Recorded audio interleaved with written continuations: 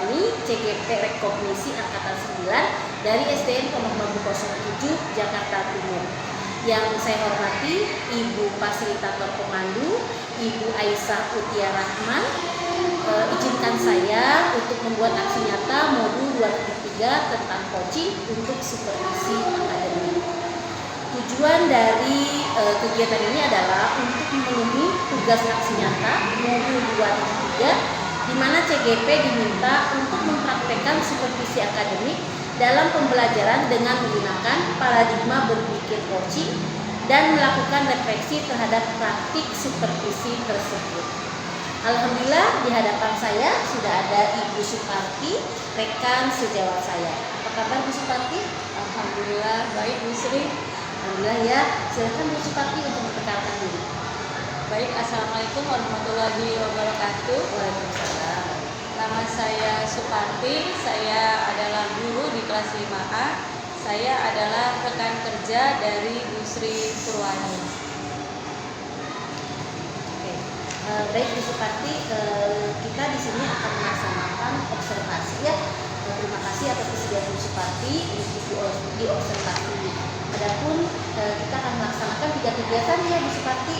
Yang pertama adalah pra-observasi, yang kedua adalah observasi, yang kita akan kelas, yang ketiga nanti pasca observasi.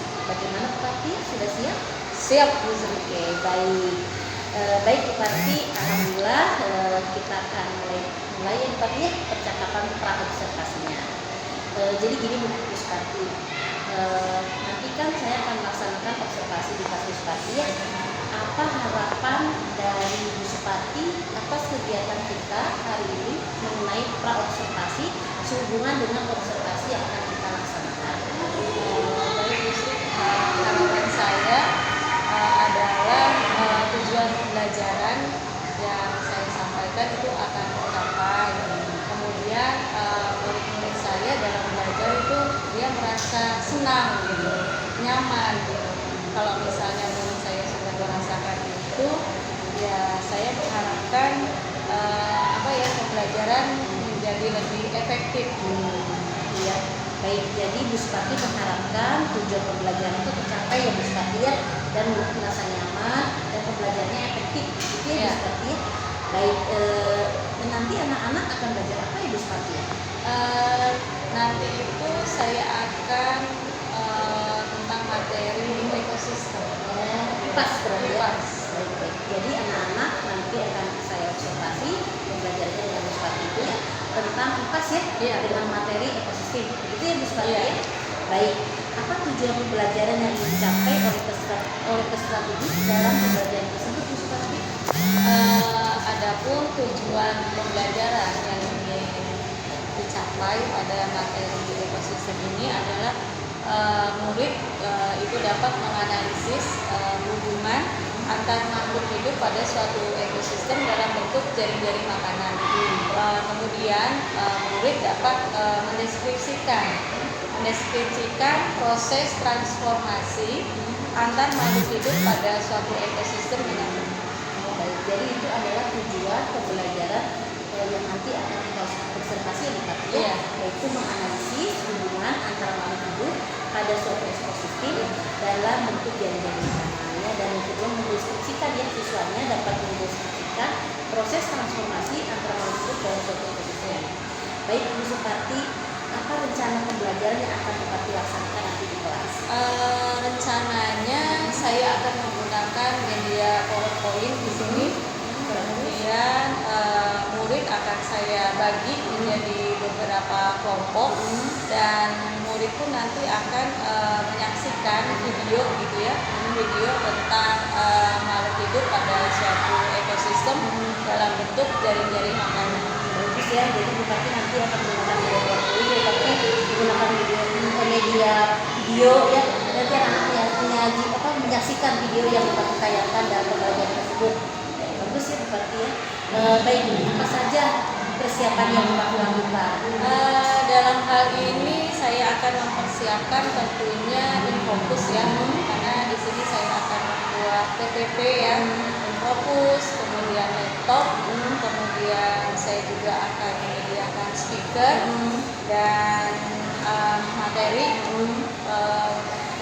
ada LKPD nanti, murid akan mengerjakan LKPD. Kemudian pada akhir pembelajaran saya akan memberikan asesmen sebagai penguatan kepada murid akan materi yang sudah mereka pelajari. Bagus sekali ya, jadi Bupati akan mempersiapkan semuanya ya Bupati ya, proyektor, fokus, materi, ya, PowerPoint, KPD terutama ya, dan nanti akan melaksanakan asesmen ya pada murid Bupati ya. Bagus sekali Bupati ya. Dalam persiapan itu Bupati, apakah ada hambatan yang Bupati rasakan? Sejauh ini tidak ada ya Bu ya, karena selama ini saya juga berkolaborasi dengan rekan sejawat, karena hal itu sudah biasa kami lakukan sesama rekan kerja di kelas 5. Keren ya, jadi Bupati udah nggak ada merasa nggak ada hambatan ya, karena sudah biasa melakukan itu ya. Dan Bupati juga selalu berkolaborasi ya dengan rekan sejawat kelas 5 ya. Iya. Hanya kelas 5 aja atau ada yang lain Bu yang membantu itu? Sejauh ini sesama rekan sejawat. Terus ada tenaga teknik yang akan membantu itu ya. Jadi kalau bisa ada kesulitan ya nanti dalam prosesnya ya. Ya. Tapi semuanya sudah disiapkan dengan baik ya Bu Suparti ya. Aduh, saya rasanya udah nggak sabar nih ingin masuk ke kelas, ingin mengobservasi Bupati. Siap Ya. siap. Jadi saya rasa cukup dulu kita percakapan observasinya. Kita langsung ke kelas ya Bu Suparti ya. Nanti Siap. mohon izin saya akan mencatat hal-hal yang saya temukan nanti dalam pembelajaran di kelas itu. Siap Bu Sri. Ya. Terima kasih Bupati. Ya, sama-sama Bu Sri. Ya, demikian Ibu, Bapak, percakapan praobservasi yang kami lakukan dengan Ibu Suparti. Terima kasih. Assalamualaikum warahmatullahi wabarakatuh. Waalaikumsalam.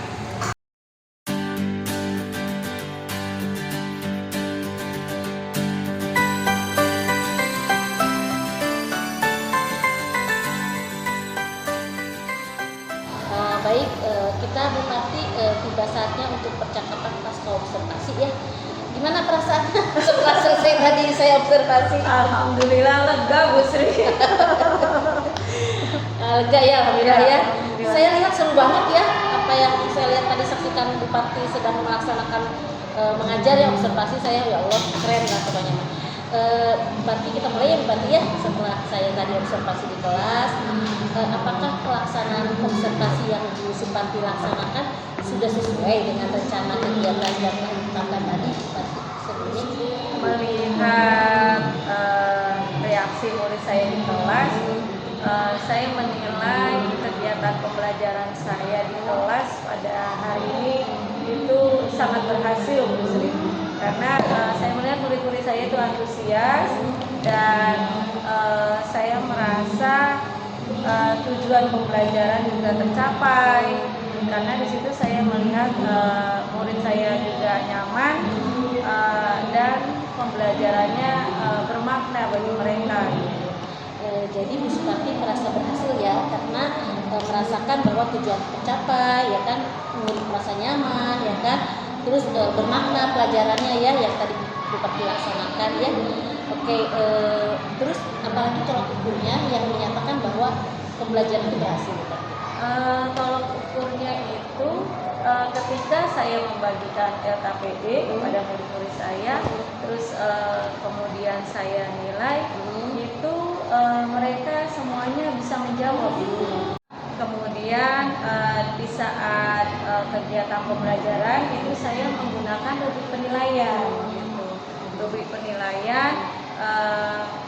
Kemudian saya lihat saat anak berdiskusi di dalam kelompok itu mereka mampu gitu, bisa mengikuti perintah yang harus mereka kerjakan. Yes, ya. Jadi intinya tolak ukur dan Bupati tadi dilaksanakan itu merasakan bahwa LKPD-nya anak-anak bisa ya. Itu kan di akhir ya Bu ya, pas saat asesmen ya. Terus juga tadi pas proses ya saya lihat juga Bupati menggunakan rubrik penilaian ya Bupati ya. Dan itu rubriknya kolomnya mampu ya Bupati ya. Mampu. Oke. Ya memang saya melihat juga seperti itu ya Bupati ya. menurut Bupati saat tadi observasi ada nggak siswa yang kurang sesuai dengan harapan Bupati? Ada Ibu, salah satu murid saya itu memang di kelas itu dia tergolong spesial dan ini diperkuat dengan adanya surat. Iya, iya betul. Tadi saya lihat juga ada anak ya yang kurang ini yang berarti merasakan ya.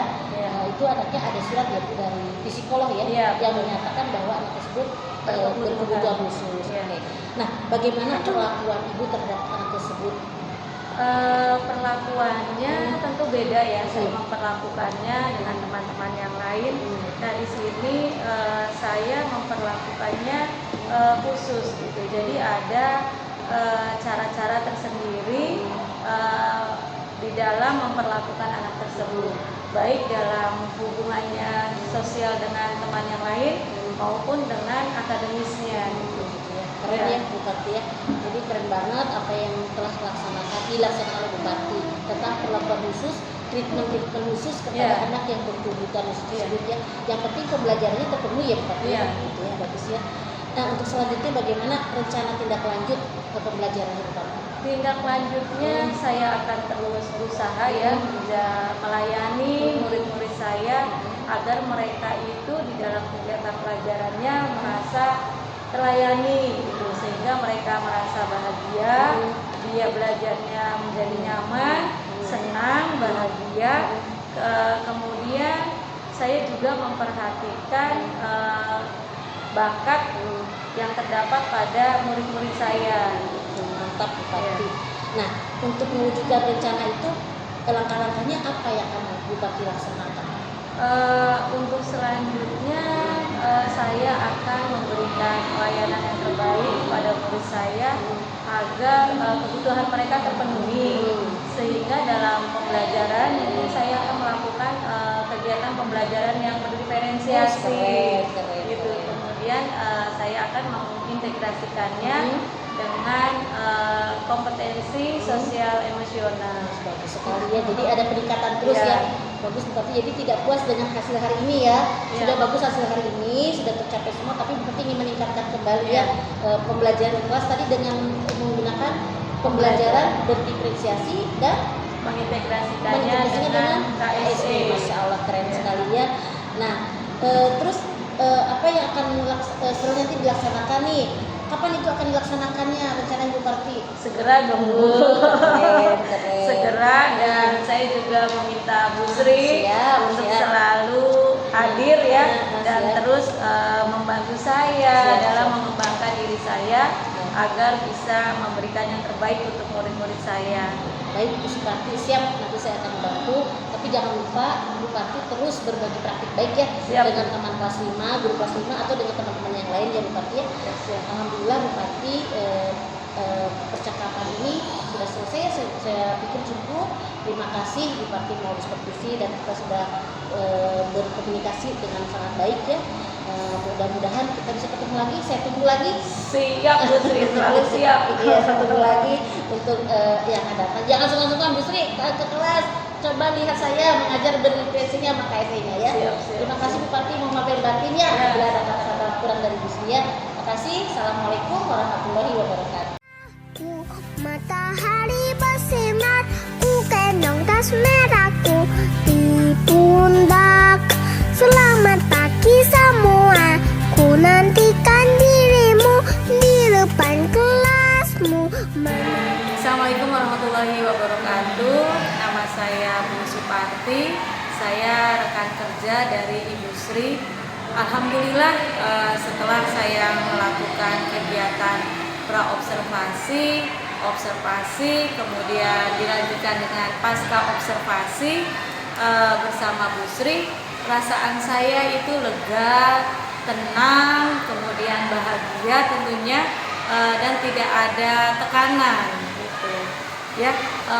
Kenapa saya merasakan itu semua? Karena kegiatannya dilakukan dengan penuh rasa keakraban, kekeluargaan, dan bagi saya kegiatan ini sangat bermanfaat bagi saya pribadi ya, dalam mengembangkan kompetensi saya sebagai seorang guru, dan saya akan terus meningkatkan kualitas pembelajaran bagi murid-murid saya, sehingga kegiatan pembelajarannya akan menjadi lebih bermakna, murid-murid saya nyaman, murid-murid saya bahagia, dan muncul motivasi dari dalam diri murid saya untuk selalu belajar, dan tentunya tidak lupa saya akan selalu memberikan pelayanan yang terbaik, dan saya berharap apa yang saya usahakan, apa yang saya lakukan itu akan berdampak sangat-sangat positif bagi murid-murid saya. Kemudian dari kegiatan ini saya menjadi lebih termotivasi untuk selalu berbagi praktik baik kepada sesama rekan kerja saya di sekolah, dan akan terus selalu berkolaborasi dan membangun komunikasi yang positif, sehingga akan mencapai tujuan yang sama-sama kita harapkan, khususnya dan tujuan sekolah pada umumnya. Terima kasih. Billahi taufiq wal hidayah. Wassalamualaikum warahmatullahi wabarakatuh. Guruku tercinta, tanpamu apa jadi? Baik, refleksi dari saya, Bu Sri selaku observer yang melaksanakan observasi kepada Ibu Suparti, dan sebelumnya melaksanakan pra-observasi dan setelahnya melaksanakan pasca observasi.